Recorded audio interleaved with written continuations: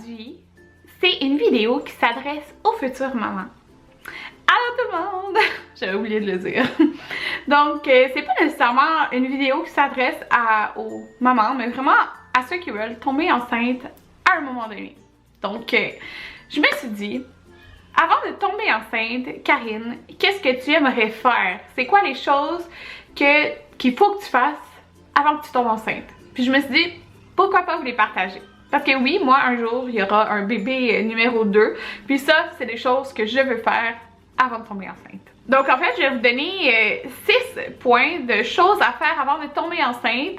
Et je vais vous donner pour certains points des alternatives à faire. Si vous êtes déjà enceinte, là, mais puis si ça vous tente de faire ça, qu'est-ce que vous pouvez faire à la place? Mais je vais vous donner aussi des conseils pour ceux qu'il y a comme pas d'alternative. Le premier point, qui est un des plus importants pour moi, et oui, important. Les sushis. Les sushis. Okay. Les sushis, c'est un de mes plats favoris à vie. J'aime tellement ça.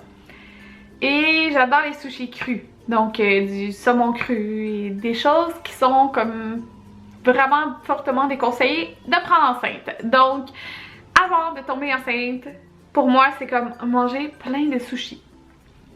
Plein de sushis crus. J'aime tellement ça. Ou des tartares. Des tartares, c'est tellement bon, mais vraiment déconseillé enceinte. Donc, je vous conseille, si vous êtes comme moi et que vous aimez les sushis et que vous dites « Ah, j'aimerais ça commencer à essayer d'avoir un bébé dans 3 mois », mange autant de fois que tu veux des sushis, au pire jusqu'à en être écœuré, comme ça, tu vas être bonne pour un bout. Donc, c'est sûr que si tu es déjà enceinte, ben il y a des alternatives là, que tu peux faire si tu as envie de sushis. Tu peux, premièrement, c'est sûr, manger des sushis qui sont cuits, donc il y a plein de sortes de sushis cuits qui sont super bons, avec du saumon qui est cuit, au bœuf, au poulet, des sushis végés. Mais si tu veux en manger dans un restaurant, je te conseille de prendre un restaurant que tu sais que ça va être propre, qu'il n'y aura pas de contamination croisée. Ou sinon, une option qui est la plus safe possible, je pourrais vous dire, c'est de vous les faire à la maison. Donc, vous pouvez faire vous-même vos propres sushis. Moi, quand j'étais enceinte, on en a fait une couple de fois à la maison. J'en ai fait au goberge, par exemple. On en a fait au bœuf, au poulet. Donc, à la maison, vous êtes sûr que vous n'allez pas faire de contamination, puis que vous allez pouvoir manger des super bons sushis. En plus, ça revient moins cher comme de les faire à la maison. Et c'est tellement bon. Si tu n'as jamais fait de sushi, moi je te suggère d'aller sur le site sushialamaison.com. Ils ont vraiment beaucoup de capsules différentes là, sur comment faire ton riz à sushi, comment faire des rouleaux parfaits, comment faire plein de sortes de sushis différents. Là. Moi je te suggère vraiment d'y aller. Nous, pour faire le riz à sushi, là, on se fie pas à l'emballage. Okay? Allez sur ce site, allez voir comment faire le riz à sushi parfait, puis nous on fait pareil. Et je vous dis, ils vont être bons vos sushis. Ce deuxième point, c'est je crois le point qui m'a le... Ben ça puis les sushis là, mais ça c'est vraiment un point qui m'a beaucoup manqué enceinte. Donc j'adore aller au spa. J'adore aller à Estérel, au spa Estérel. J'avais été 3-4 fois avant d'être enceinte. Puis quand que je me suis dit j'arrête la pilule, je veux peut-être pas comme tomber enceinte. En fait je suis comme tombée enceinte 2 fois tout de suite 2 fois. Bon, j'ai fait une fausse couche puis après je suis tombée enceinte tout de suite. Fait que je pensais comme pas tomber enceinte aussi vite. Mais si j'aurais su, j'aurais été au spa avant. Donc c'est très fortement déconseillé d'aller au spa quand que t'es enceinte. Si vous êtes comme moi et que vous aimez ça, allez-y, allez à votre place préférée, t'sais.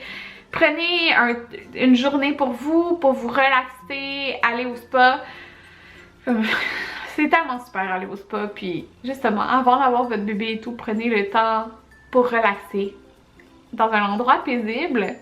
Si vous êtes enceinte et que vous avez envie d'un spa, ben malheureusement, il n'y a pas d'alternative identique. Mais ce que vous pouvez faire, c'est de vous couler un bon bain, de vous mettre un pain moussant, d'allumer les chandelles, de vous sortir un masque, un exfoliant, des petites choses comme ça. Puis prenez une soirée tranquille, vous pouvez boire du jus dans une coupe de vin, pas du vin, en prenant votre bain. Prenez ça relax, lisez un livre, peu importe, prenez un temps vraiment pour vous. Moi en fait c'est ça, ça m'a beaucoup manqué là, parce que j'y allais vraiment tout le temps l'hiver avant d'être enceinte, puis là cet hiver j'étais enceinte, fait que j'ai pas pu y aller au spa. Mais j'ai pris des bains. Le troisième point, c'est pas un point qu'on va nécessairement penser, mais en tout cas, je voulais vous en parler. Mais c'est vraiment de profiter du soleil. Pourquoi profiter du soleil? Ben oui, vous pouvez profiter quand même du soleil quand vous êtes enceinte, mais quand on est enceinte, il y a en fait une hypersensibilité aux UV des cellules qui fabriquent en fait la mélanine. Donc c'est sûr que c'est pas l'idéal de s'exposer, de se faire bronzer là, pendant que tu es enceinte. Parce que tu pourrais avoir un masque de grossesse. Donc si vous savez pas c'est quoi, en fait, c'est comme plein de taches là, sur le visage. Donc ça peut partir après d'être enceinte, mais ça peut rester aussi. Là. Fait que c'est sûr que c'est vraiment pas conseillé de s'exposer beaucoup au soleil quand t'es enceinte. Bon, les alternatives, en fait, alternatives / conseils, là, si vous voulez vous exposer au soleil pendant que vous êtes enceinte, protégez-vous en fait avec un chapeau qui a des longs bords, là, comme ça vous met quand même à l'ombre. Appliquez votre crème solaire, de la 50 ou même plus, puis aux 2 heures, faut la réappliquer, là, elle est plus bonne, ok, après, faut la réappliquer, vraiment, c'est important. C'est sûr que l'idéal, ça serait d'éviter de s'exposer entre midi et 4 heures, le soleil est vraiment fort, donc, essayez de profiter peut-être en soirée à la place du soleil, ou plus tôt le matin. Puis évitez aussi les produits photosensibles, donc si vous prenez, comme il y a des médicaments, par exemple la minocycline, même ma médecin elle voulait même pas la prescrire l'été. Quatrième point, je vous dirais que c'est un point plate, mais c'est de regarder son budget. Donc c'est pas nécessairement que avoir un enfant ça coûte cher, c'est pas vraiment ça. Quoique c'est sûr que oui ça peut coûter cher de couche, puis si vous allaitez pas ben vous devez acheter du lait et tout, mais c'est pas vraiment ça mon point là, que je vais vous dire. C'est plus en fait qu'il faut que vous considérez que quand vous allez être en congé de maternité, vous allez avoir un salaire vraiment plus réduit. Donc, en France, je sais pas comment ça marche, mais ici au Québec, on a 2 choix de congé de maternité. On a le congé qui est comme 11 mois et quelques, puis l'autre qui est comme à peu près 10 mois, là. Fait que le congé long et le congé court. Et dans le congé long, en fait, vous êtes à 70% de votre salaire et par la suite, ça tombe à 55% du salaire. Et dans le congé court, c'est 75% tout le long. Mais on s'entend que c'est pas votre 100% de votre salaire habituel. Donc, votre salaire est pas mal réduit quand que vous êtes en congé de maternité. Donc, je vous dis de regarder votre budget. En fait, c'est surtout de vous dire, est-ce que vous allez être comme capable de payer vos factures et de réaliser aussi les projets et ou rêves que vous voulez faire. Donc en fait, mes conseils, c'est de vous asseoir avec votre conjoint, puis de discuter ensemble. Est-ce que lui, il y a des projets qu'il voudrait accomplir, dans un futur proche? Donc on s'entend, une grossesse, c'est 9 mois.